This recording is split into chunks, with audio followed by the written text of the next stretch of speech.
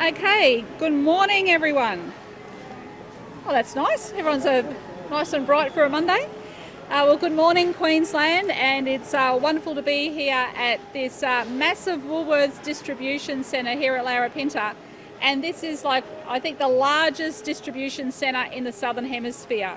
And we know that one of our main jobs is to keep the supply chains going through COVID. And I wanted to come out here today and see firsthand the work that people are doing in this centre.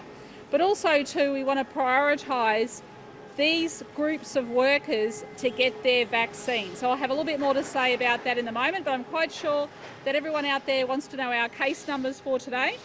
So we've got 2 new cases. One is linked to that Indooroopilly cluster and was in home quarantine. So once again, thank you to all of our families that are doing home quarantine. We appreciate it.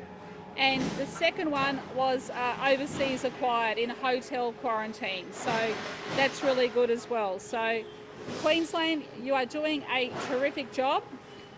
But what we are seeing is the continual escalation of cases in New South Wales and Victoria.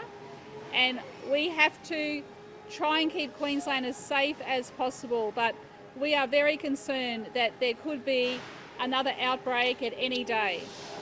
There's a lot of virus circulating in New South Wales. Those case numbers are increasing, and we're seeing increased numbers of cases in Victoria as well. So Queenslanders, keep doing the great job. Dr. Young updated us this morning that police a couple of weeks ago actually intercepted a man on the southwest border and turned that man around. That gentleman later tested positive to COVID. So the police are doing everything they can. I want to give that assurance to the public. But at some stage, my greatest fear is that either coming in through our airports or coming in across our borders, someone is going to come in with COVID. So we have to be incredibly vigilant, and that is why if anyone has any symptoms whatsoever, please go and get tested. And of course our police, our frontline services, our health staff, everybody is doing a great job. And you only have to see the workers here at this distribution centre. There are some 2,000 workers that work here. We added our distribution outlets workers to 1B, the category 1B.